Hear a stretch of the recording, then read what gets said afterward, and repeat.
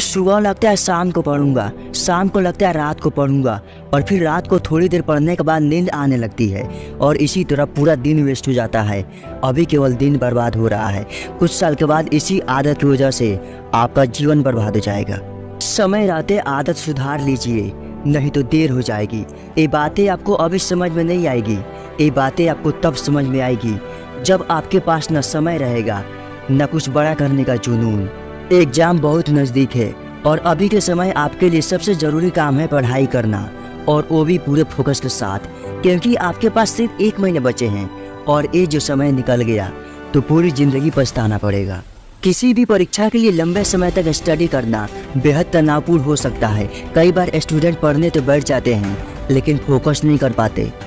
दोस्तों, आज के वीडियो में हम जानेंगे कि कम समय में बेहतर रिजल्ट कैसे हासिल कर सकते हैं। जैसे जैसे एग्ज़ाम का समय नज़दीक आता है वैसे वैसे पढ़ाई को ज़्यादा समय देने की आवश्यकता बढ़ने लगती है, क्योंकि आखिरी समय में पूरा सिलेबस रिवाइज करना पड़ता है जिसमें बहुत समय लगता है।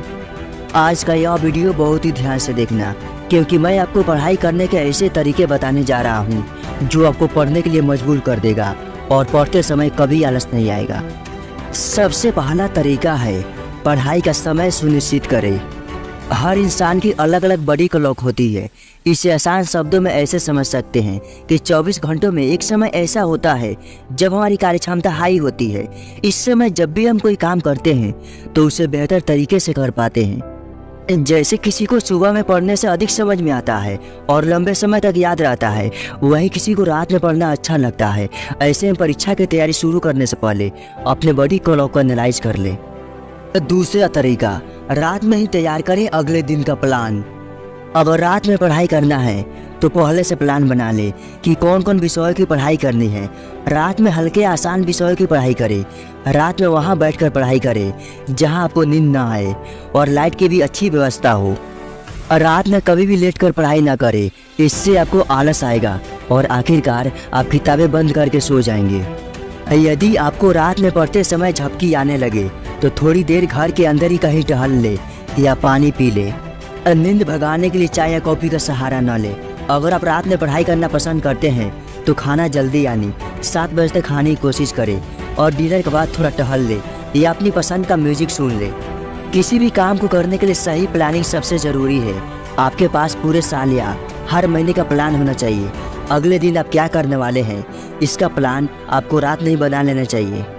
इस बात का ध्यान रखें कि आप अपने द्वारा तैयार किए गए प्लान को समय से पूरा कर पा रहे हैं या नहीं। और तीसरा तरीका है स्टडी की कई तकनीकों को आजमाएं। सुबह जल्दी उठकर और देर रात तक स्टडी करने के बाद भी समय से सिलेबस कंप्लीट नहीं हो पा रहा है तो पढ़ाई की तकनीकों पर ध्यान देना जरूरी है। नोट्स से पढ़ने के अलावा किसी टॉपिक को समझने के लिए यूट्यूब और स्मार्टफोन की हेल्प ले सकते हैं। फ़ोन में डायग्राम, मैप्स आदि सेव कर सकते हैं। सफ़र के दौरान भी ये आपके बेहद काम आ सकते हैं। चौथा तरीका है टाइमिंग का ध्यान रखें। स्टडी करते समय टाइमिंग पर ध्यान देना बहुत ज़रूरी है। कुछ लोग 2-2 घंटे तक आसानी से पढ़ाई कर लेते हैं, पर बहुत से लोगों के लिए 1 घंटा भी लगातार पढ़ना मुश्किल होता है। ऐसे में स्टडी के दौरान छोटे छोटे ब्रेक लेना बहुत ज़रूरी है। स्टडी प्लान अपनी क्षमता के अनुसार बनाए, धीरे धीरे अपने सिटिंग टाइमिंग बढ़ाए, क्योंकि एकदम से आप ऐसा नहीं कर पाएंगे। पांचवा एवं अंतिम तरीका, योगा एक्सरसाइज करें और पोषक आहार का सेवन करें। स्टडी के दौरान चाय, कॉफ़ी और फास्ट फूड से जितना हो सके दूर रहे, क्योंकि हेल्दी शरीर में ही हेल्दी मन का निवास होता है।